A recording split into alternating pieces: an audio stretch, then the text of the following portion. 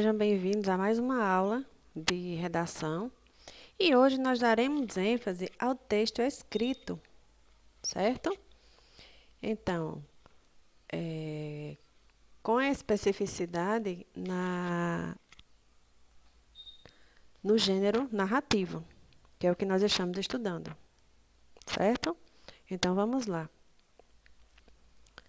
Lembrando que a narração, de acordo com Branca Granatic, é a modalidade de redação na qual contamos um ou mais fatos que ocorreram em determinado tempo e lugar, envolvendo certos personagens. Então, na sequência, nós teremos aqui a comunicação e a linguagem escrita. Então, como daremos ênfase hoje no texto escrito, então nós precisamos relembrar um pouco do que nós estudamos nessas últimas aulas. Por exemplo, na comunicação oral, quando a gente fala com as pessoas, a gente não se dá conta porque nós temos toda uma conjuntura, de gestos, a presença ali, as expressões fisionômicas, que nos ajudam a facilitar o processo de comunicação, certo? Então, como nós vimos aqui na telinha, na comunicação oral, ao falarmos, temos uma facilidade imensa para nos comunicar, porque as expressões faciais e os gestos facilitam essa compreensão, certo? E na comunicação escrita, como a gente não tem, que a gente pode observar aqui na telinha, como não temos as expressões fisionômicas, necessitamos um cuidado maior ao nos expressarmos. Então, para que as outras pessoas elas consigam compreender com fidedignidade aquilo que nós queremos expressar, aquilo que a gente quer comunicar. Então, para tanto, precisamos zelar pela clareza e objetividade na comunicação. Como utilizar adequadamente os sinais de pontuação, ter uma caligrafia legível, organizar as ideias que quer transmitir. Em suma, ter o cuidado de observar se o que foi escrito condiz com o que consta no seu imaginário. Se as pessoas conseguirão entender tudo aquilo que você pensou transmitir. Porque de nada adiantará você querer uma ideia, você ter uma ideia a transmitir, e você não passar para o papel de forma clara, porque daí vai comprometer o processo de aquisição da mensagem. Então, imagine as palavras trocadas, imagine a falta de pontuação, a falta de legibilidade. Observe também digamos assim, a escrita das palavras comprometidas. Então, tudo isso aí dificulta a compreensão do que se propõe o texto escrito. Certo? Então, aí nós temos um exemplo, a lição da borboleta, que foi um texto que nós vimos anteriormente. Então, você perceba aí que é aqui o parágrafo, o parágrafo aqui, inicial maiúscula, olha o espaço que é dado, perceberam? Então, observe, terminamos aqui o primeiro parágrafo, certo? Então, a gente não vai continuar mais na linha. Por quê? O assunto abordado no primeiro parágrafo, ele acabou. Então, vamos dar sequência à mesma história, que é a lição da borboleta, só que colocando, só que falando uma outra circunstância da mesma situação. Então, aqui a gente observa o quê? Que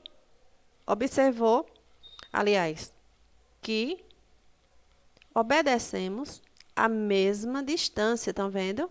Olha a estrutura aqui. Olha o espaço, mesmo tamanho, certo? E quando chegou ao final da linha, a gente não diminuiu a letra, nem botou nada amontoado aqui. Aqui mais abaixo, a gente pode ver pela questão da fotografia, certo? A fotografia que está da imagem do texto tem essa diferença aqui. Mas se você for observar o texto propriamente dito, você percebe que ele está na linha do caderno. O ângulo aqui que nós cortamos é que deu essa diferença aqui, certo?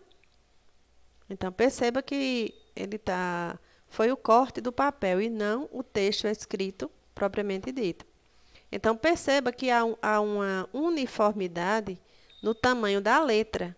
Do mesmo jeito que começou, certo? O tamanho da letra, ele também foi até o final.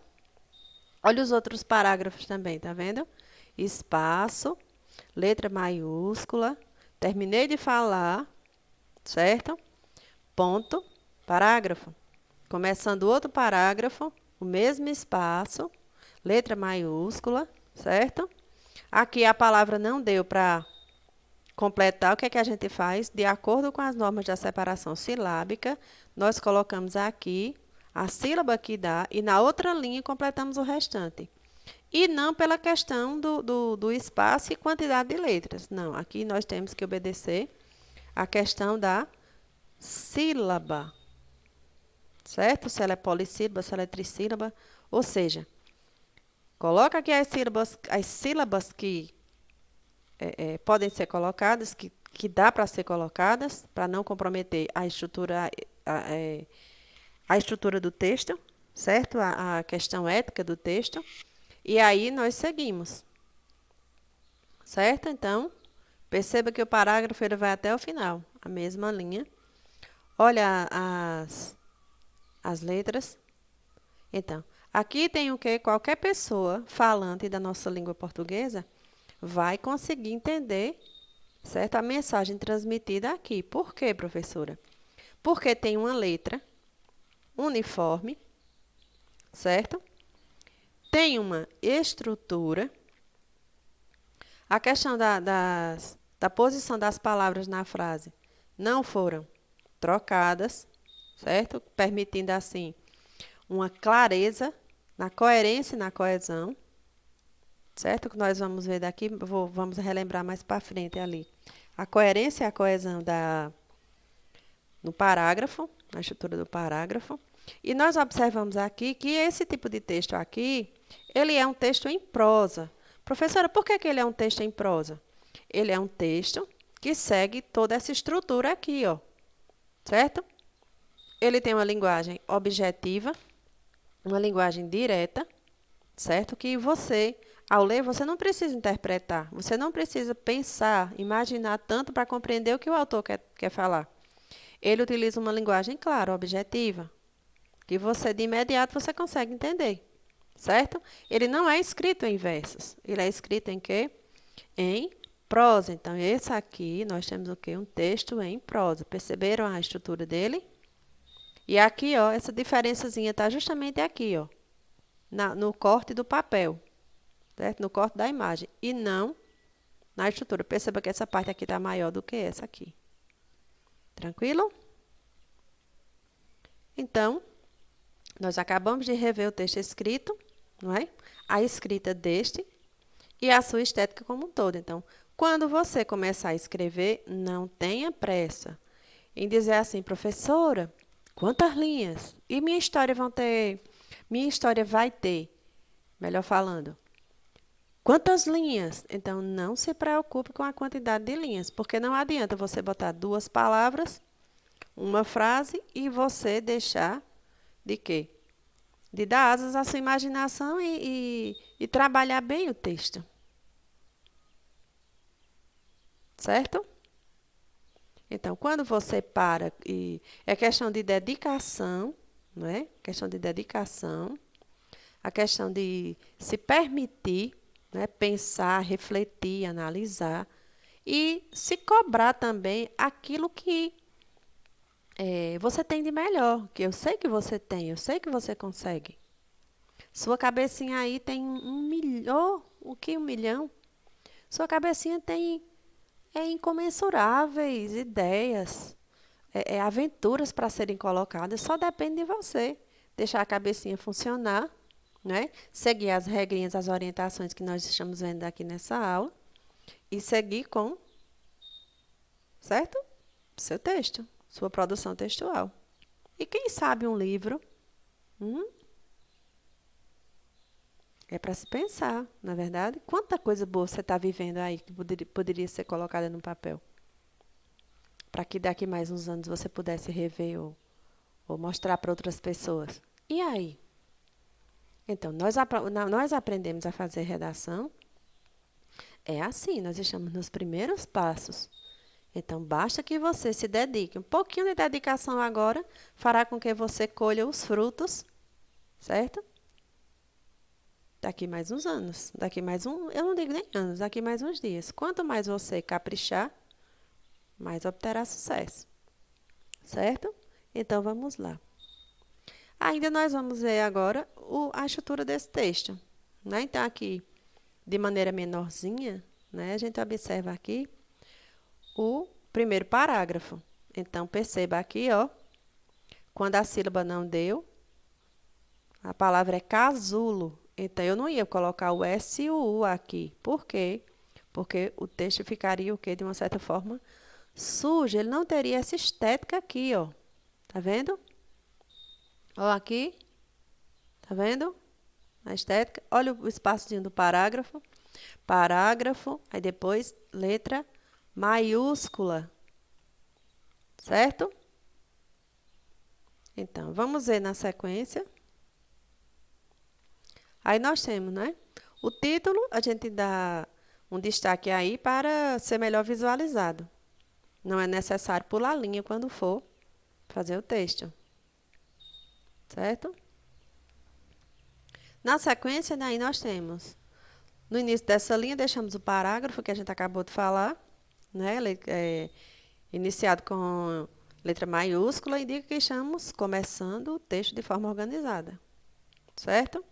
Aí nós temos, ao final da linha, não deu para escrever toda a frase, né? Ficando aí as últimas palavras sem espaço. Assim, analiso, separo-as em sílabas e volto a escrever, né? Faltou um Rzinho aí.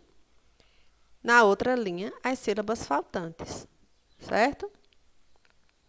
Então, aí nós temos o ponto de continuação. Depois do ponto de continuação, significa o quê? Que você terminou aquela oração, aquela frase, e você ainda tem alguma coisa para continuar. Por isso que ele é chamado de ponto de continuação. E depois do ponto, nós sabemos que a gente utiliza letra maiúscula. Então, aí, ponto de continuação, ponto de segmento. Certo? E aí nós temos o ponto final, utilizado ao término de parágrafo e ao concluir o texto. Certo? Perceba que não é difícil. Basta a gente fazer o quê? Prestar atenção, certo? Prestar atenção e na hora de redigir os textos, rever as orientações dadas. E aí você vai longe. Ainda na sequência nós temos, certo? O segundo, o terceiro, né? O segundo, o terceiro, o quarto, o quinto parágrafo. Tá percebendo aqui a estrutura agora? Ó, o mesmo espaço, o finalzinho da linha. Aqui. E a estrutura o espaçozinho do parágrafo aqui, tá vendo? Ó, para cá, tá vendo? Pronto, então, são passos para quê? Para que seu texto fique legível, que as outras pessoas consigam ler. Aqui, ó, ponto de continuação, certo? Vamos lá. E aí, vamos ver os comentários. Nós temos o quê? Os parágrafos que a gente acabou de falar estão todos organizados e sempre obedecendo a distância ao iniciar cada parágrafo. Certo? Aqui, ó, nós temos aí as palavras que não deram para continuar, né? E aí, nós tivemos que fazer o quê? Separá-las em sílabas, como a gente já falou. Então, a dica aí, que nós acabamos de ver aqui na telinha, é o quê? Para que você evidencie a uniformidade da letra. Isso quer dizer o quê? O tamanho dela. E você veja que a caligrafia está legível do início ao fim. Ela tem o mesmo tamanho, contribuindo para a organização e compreensão do texto, da mensagem como um todo. certo? E aí, na sequência, nós temos o quê? Tanto do lado esquerdo quanto do direito. Ó, aqui nós temos lado direito, lado esquerdo. Observe que tanto do lado esquerdo quanto do direito há uma organização respeitando o limite da linha e não da página. Tá vendo? Então, se fosse o limite da linha, aqui é a linha do caderno, ó, tá vendo? A gente observa aqui. E não da folha do caderno, porque se fosse da folha do caderno, a gente escreveria aqui e também aqui do lado. Então, já pensou como o texto ficaria comprometido, praticamente destruído, dificultando a compreensão das pessoas? E aí, na sequência, nós temos o quê? O último parágrafo, certo? Onde nós temos o quê? Chegamos ao ponto final, aqui, chegamos ao ponto final. Já dissemos tudo que deveríamos no texto. E aí, acabamos. Acabamos de quê? De redigir o texto. Então, o que é que nós vamos fazer agora? Nós vamos, né, de preferência, quando a gente for redigir um texto,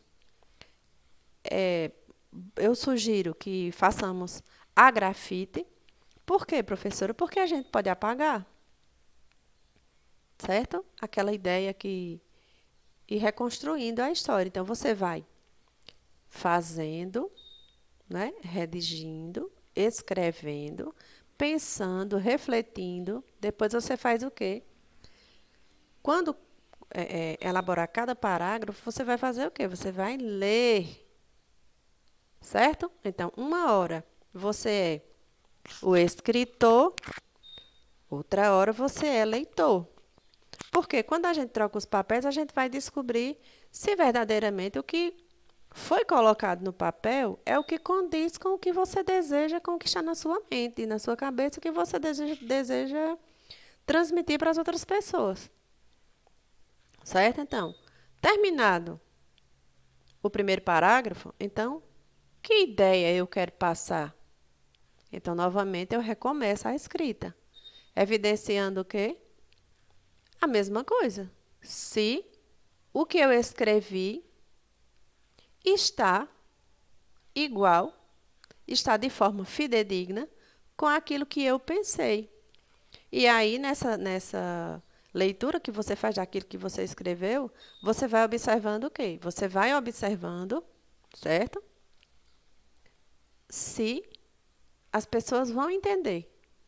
Certo? Se você, ao ler, você entendeu, então, com certeza, as outras pessoas também vão ler.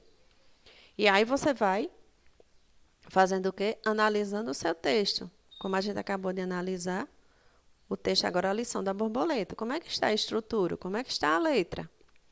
Certo? Como é que estão sendo empregados os sinais de pontuação? Né? Então, é um passo para você se transformar num autor, numa autora, e que você pode aí registrar, não é, todas as suas aventuras, e quem sabe nós não estamos aqui falando com os futuros escritores, não é, da nossa literatura brasileira. Né? Quem sabe nós não teremos aqui Paula Afonsinos que possam emergir na literatura, né? Colocando várias obras aí. Sua vida é belíssima, sua história de vida é linda. Então, e a história de vida das pessoas que estão ao seu redor também. Então, por que não colocar isso no papel?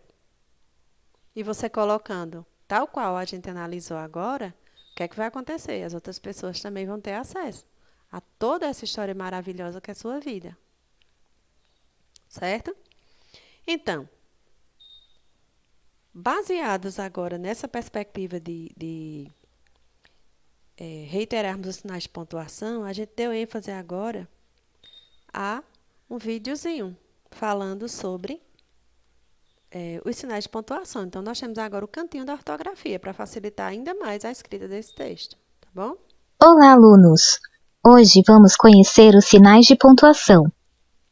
A pontuação funciona como uma espécie de sinalização, guiando e organizando o texto a ser lido. Os pontos são importantes pois eles indicam a sua expressão numa frase, e é a impressão que se vai causar em quem lê ou escuta. Vamos conhecer o primeiro ponto, o ponto de exclamação. Olá, eu sou o ponto de exclamação. Sou utilizado em frases que expressam emoções, como desejo, alegria, espanto, raiva, admiração, entre outros. Vou dar alguns exemplos de frases exclamativas. Que belo dia de sol! Quem me dera ficar em primeiro lugar! Que desgraça! Estou furioso com você! Em frases imperativas, quando expressamos ordem, pare imediatamente com esse barulho. Saia agora! Em interjeições, quando expressam tristeza, alegria, dor, espanto, alívio, raiva, entre outros. Frases com interjeições. Ufa, que alívio! Ai, cortei meu dedo! O ponto de exclamação também pode ser utilizado com outros sinais de pontuação, como o ponto de interrogação. Isso serve para realçar a expressividade do discurso. Por exemplo, como isso foi acontecer? Eu estou perguntando e ao mesmo tempo estou exclamando. O que será de nós? O ponto de exclamação pode aparecer duplicado ou triplicado para enfatizar ou intensificar o sentimento que está sendo expresso. Sim, sim, gritaram as meninas, cheias de alegria. Amei! Contem comigo! Que ideia fantástica! Bom, eu já me apresentei. Agora é a vez do ponto de interrogação. Olá, eu sou ponto de interrogação. Sou um sinal muito questionador. Sou utilizado em frases que fazem alguma pergunta. Por exemplo, quando será a aula de inglês? Qual a importância da água no planeta? Quem você pensa que é para me tratar assim? Mais uma vez, você não fez o que eu te pedi. Bom, basicamente é isso. Eu sou o ponto de interrogação. Até mais! Olá, eu sou a vírgula. Eu tenho um papel importantíssimo na escrita de textos e possuo muitas funções. Eu sirvo para indicar uma pequena pausa na leitura. Brasília, a capital do Brasil, tem 3 milhões de habitantes. Sirvo para separar elementos em uma frase. Meus sorvetes prediletos são os de chocolate, coco, limão e morango. E para separar o nome do lugar na escrita de datas. Por exemplo, Florianópolis, 31 de maio de 2020. Sou utilizada após um sim ou não, usados como resposta no início de uma frase. Por exemplo, você gostou do vestido? Sim, eu adorei. Pretende usá-lo hoje? Não, no final de semana. Após uma saudação, com muito amor, professora Vilma Ribeiro. Esses são apenas alguns exemplos de como utilizar a vírgula. Eu ainda tenho muitas outras utilidades. Existem casos que uma vírgula pode mudar todo o sentido de uma frase. Por exemplo, não estou bem. Não, estou bem. Não quero ler. Não, quero ler. Esse Ricardo é corrupto. Esse Ricardo é corrupto. Conseguiram perceber a importância de utilizar a vírgula corretamente? Que bom. Então, eu já vou indo. Até mais. Oi, gente! Nós somos os dois pontos. Na produção de texto, nós marcamos uma breve pausa no discurso. Geralmente somos utilizados antes de uma fala, explicação ou esclarecimento. Somos utilizados quando o personagem vai iniciar uma fala. Por exemplo, Margarida disse: "Vou ao mercado pela manhã." Para anunciar uma citação, Bem diz o ditado: água mole em pedra dura, tanto bate até que fura. Nas enumerações, os planetas do Sistema Solar são Mercúrio, Vênus, Terra, Marte, Júpiter, Saturno, Urano e Netuno. Após as palavras exemplo, observação, nota, importante, etc. Exemplos: importante. Não se esqueça de colocar hífen na palavra ponto e vírgula. Observação: o ponto de interrogação pode indicar surpresa. Mesmo? Curiosidade: segundo o novo acordo ortográfico, o uso do hífen nos termos dois pontos é facultativo, ou seja, pode ser escrito das duas maneiras, dois pontos e dois pontos com hífen. Então é só, pessoal. Eu já expliquei como eu funciono direitinho, agora eu vou embora. Tchau! Olá, pessoal! Eu sou um travessão, um traço maior que o hífen e costumo ser empregado no discurso direto para indicar a fala de um personagem ou a mudança de interlocutor nos diálogos. Por exemplo, o que é isso, mãe? É o seu presente de aniversário, minha filha. Não confunda. O travessão e o hífen são sinais diferentes. Enquanto que o travessão é um sinal de pontuação, o hífen é um sinal gráfico. Até mais, pessoal. Tchau! Olá, nós somos as aspas. Quem nunca ficou em dúvida sobre o emprego das aspas? Eu sou um recurso gráfico muito utilizado na linguagem escrita. As aspas devem ser empregadas sempre que você for fazer alguma citação. Por exemplo, abre aspas. Nossa maior fraqueza é desistir. O caminho mais certo para o sucesso é sempre tentar apenas uma vez mais. Fecha aspas. Frase de Thomas Edison. Uma situação de uso em que as aspas são empregadas com frequência é quando temos como intenção exprimir ironia. Ou seja, quando queremos dizer o contrário daquilo que estamos expressando. Exemplo. Essa moça é um amor. Esse cachorro é muito calminho.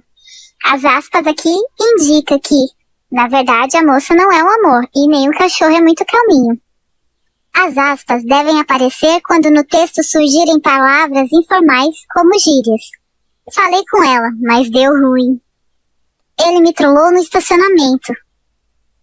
Para ressaltar a ocorrência de palavras estrangeiras, observe o exemplo. O barman marcou um encontro no hall do edifício. As aspas também são usadas para indicar a fala de um personagem. O cantor foi curto e grosso. Não tolerarei comportamentos do tipo em meus shows. Se a frase começa e termina com aspas, você deve colocar o ponto final dentro das aspas. Por exemplo, está morto, podemos elogiá-lo à vontade. O ponto final aqui está dentro das aspas, porque a frase começou e terminou com aspas. Agora, se a frase não está integralmente dentro das aspas, a pontuação deve ficar fora das aspas. Por exemplo, estou de acordo com Machado de Assis, que dizia, sabiamente, lágrimas não são argumentos.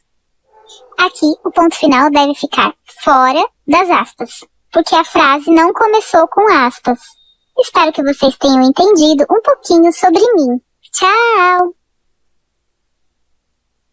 Olá, nós somos as reticências. Somos representadas pela sequência de 3 pontos.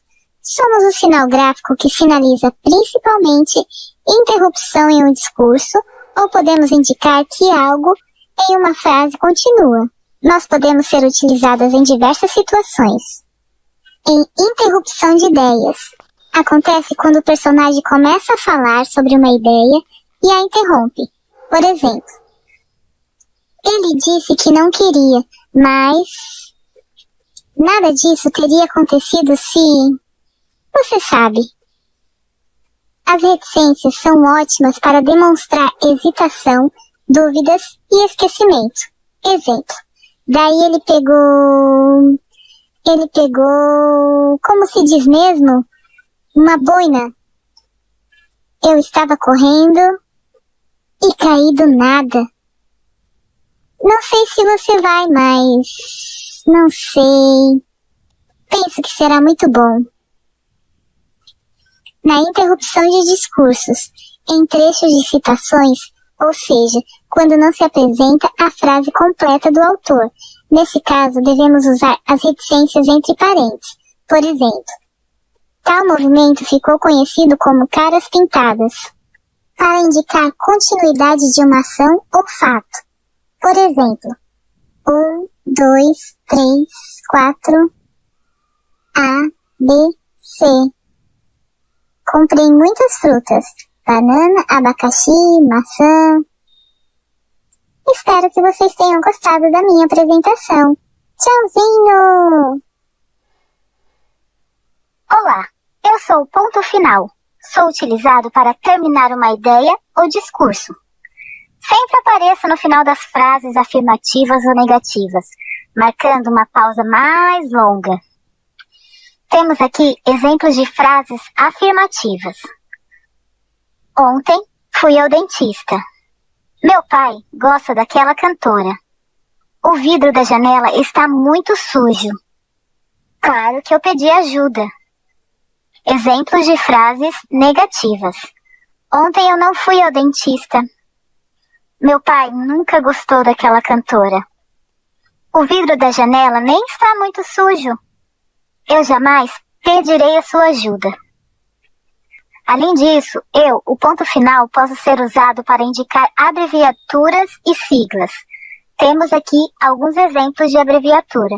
Abreviação de dona, abreviação de senhor, abreviação de página e a sigla de Organização das Nações Unidas.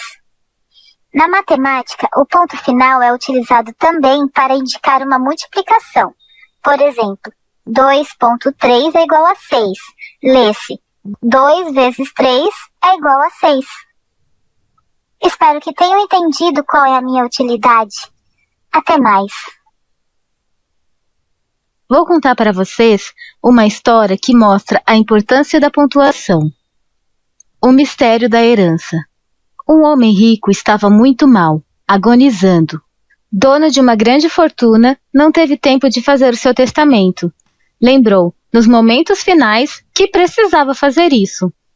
Pediu, então, papel e caneta. Só que, com a ansiedade em que estava para deixar tudo resolvido, acabou complicando ainda mais a situação, pois deixou um testamento sem nenhuma pontuação. Escreveu assim: deixo os meus bens à minha irmã, não a meu sobrinho, jamais será paga a conta do padeiro, nada dou aos pobres. Morreu antes de fazer a pontuação. A quem deixava ele a fortuna? Eram 4 concorrentes, o sobrinho, a irmã, o padeiro e os pobres. Os herdeiros assim o pontuaram. O sobrinho fez a seguinte pontuação: deixo meus bens à minha irmã? Não, a meu sobrinho. Jamais será paga a conta do padeiro. Nada dou aos pobres. A irmã chegou em seguida, pontuou assim o escrito: deixo meus bens à minha irmã, não a meu sobrinho. Jamais será paga a conta do padeiro. Nada dou aos pobres. O padeiro puxou a brasa para a sardinha dele. Deixo meus bens à minha irmã? Não, a meu sobrinho? Jamais será paga a conta do padeiro. Nada dou aos pobres. Então chegaram os pobres da cidade. Espertos fizeram essa interpretação. Deixo meus bens à minha irmã? Não. A meu sobrinho? Jamais. Será paga a conta do padeiro? Nada. Dou aos pobres. Vocês conseguiram perceber a importância da pontuação? Espero que tenham aprendido e até a próxima aula. Pessoal, eu sugiro a vocês visitarem o blog da professora Vilma Ribeiro. Tem muito material bom lá, certo? Tá aí o link para vocês acessarem. E agora vamos dar sequência à nossa aula falando do quê? Nas frases elaboradas a partir da imagem. Então, a gente observa aí a Magali, né, que diz: lugar de mulher na cozinha. Geralmente, os machistas, eles dizem o quê? Que lugar de mulher na cozinha, para que a gente não tenha, para que as mulheres não tenham, né? Uma oportunidade de novos horizontes. Mas aí, como Magali adora comer, ela diz o quê? Ela muda essa ideia. Ela diz, lugar de mulher realmente é na cozinha, porque tem comidas deliciosas. Então, aí nós vimos as frases elaboradas a partir da imagem. Perceberam aí a primeira frase? Magali, como gosta muito de comer, defende que lugar de mulher na cozinha. 2. Magali sente-se atraída por uma cesta de frutas que está no armário. 3. Para ter uma visão privilegiada das frutas, Magali sobe em um banquinho. E 4. Magali demonstra ser mais inteligente do que feminista. Certo? Então, vamos entender aí que inteligente no sentido de quê? No sentido de, ao invés de se desgastar ou, digamos assim, se sentir diminuída com o preconceito contido, de certa forma, em determinadas expressões, quando se utiliza essa frase, ela diz o quê? Ela não foi, digamos assim,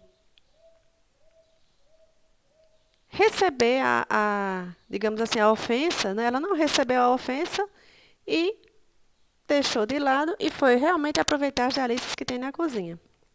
Certo? Então, defendamos os nossos direitos, né? E primamos principalmente pela paz. E agora nós vamos ver o quê? Agora nós temos o parágrafo completo, ou seja, aqui nós fizemos o quê? Pegamos, amarramos, arrumamos, organizamos as frases anteriores e montamos este parágrafo aqui. Você perceba que as frases citadas na imagem anterior, elas constam aqui, estão sendo amarradas, né? Elas estão sendo unidas através de quê? De conectivos, ó, de palavras que fazem essa amarração, ó. Eu até coloquei destacando aí. Então, aqui nós temos, a partir dessa técnica aqui, a gente tem o quê? A facilidade de fazer o nosso texto, fazer o nosso parágrafo. Então, e se você tem uma outra cena, o que é que acontece? Você vai formar novas frases e fazer, não é, o parágrafo completo e daqui a pouco você tem um texto escrito, né, uma narrativa bem elaborada, bem estruturada e que as pessoas vão ter prazer e facilidade em compreender. E agora nós fazemos um comentário, né? Como a gente pode ver aqui na telinha, na sugestão do parágrafo anterior, perceba que iniciamos com frases completas e que exploram o cenário de Magali, né? Que são essas frases aqui. São essas frases, certo? Então, essas frases aí, elas estão explorando o quê? São frases completas, que não são frases óbvias. Professor, o que são frases completas? São aquelas que a gente observa a partir da cena. E as óbvias? As óbvias. As óbvias, elas são aquelas que facilmente, né, a gente observa. Por exemplo, a blusa de Magali é amarela. É uma frase pouco criativa, não é? Mas voltando às nossas observações aí, né, para redigirmos o parágrafo, procuramos emendar as frases, fazendo as alterações necessárias, o que a gente já falou. Perceba que as palavras acrescentadas estão escritas de outra cor e outras foram substituídas ou retiradas. Quando fazemos isso, estamos trabalhando, né, o que nós falamos anteriormente, de coerência e coesão. Esse sentido, é a clareza, é a utilização, né, adequada das palavras.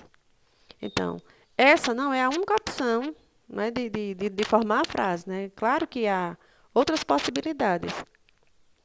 E como a gente viu, se houvesse no cenário outra imagem, faríamos a mesma coisa, tendo, portanto, um outro parágrafo, né? E aí nós temos o nosso exercício.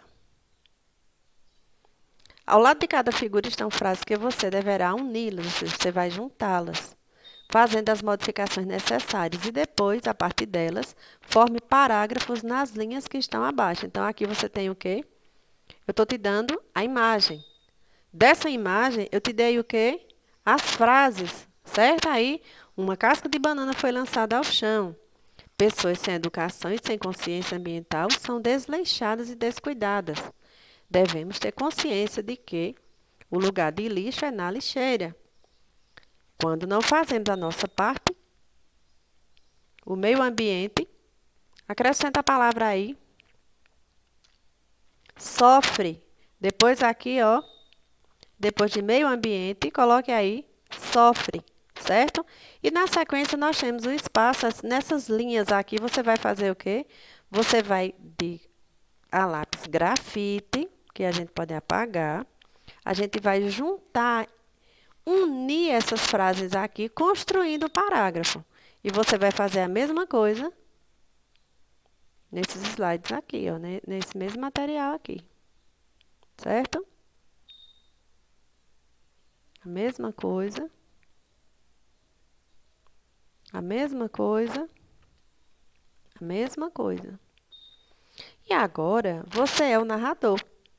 Analise a imagem a seguir e imagine que um grupo de amigos fizeram uma viagem para o espaço sideral. Foi uma experiência muito boa. Lá realizaram muitas descobertas. Agora imagine como foi essa descoberta e conte para nós. O que poderá ter acontecido lá? E aí? Então, vamos observando. Se você, para facilitar, façam as frases, porque cada frase você vai elaborando, você vai respeitando cada sequência lógica aí, certo? E aí, sigamos com o nosso trabalho. A mesma coisa. Nessa parte aí. E agora nós vamos trabalhar a parte da ortografia, certo?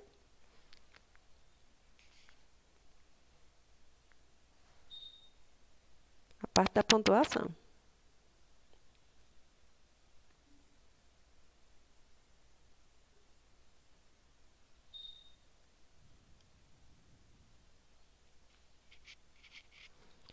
Observe que nesse texto aí, Cidadezinha Cheia de Graça, ele é diferente da Lição da Borboleta. A Lição da Borboleta ele é um texto em prosa, pela sua estrutura. E Cidadezinha Cheia de Graça, de Mário Quintana, ele é o quê? É um poema. Olha a estrutura dele, tá vendo? Ele é escrito em versos que formam, por sua vez, as estrofes.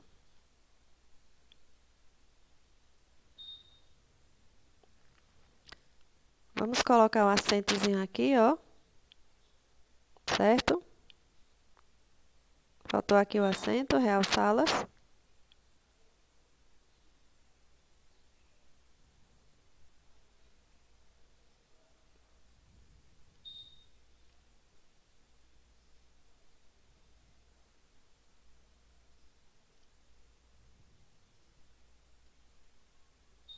Então, agora você vai fazer um texto utilizando os sinais de pontuação. Você vai preencher os balões aí com o diálogo. Imagine a cena e veja o que é que pode ter acontecido.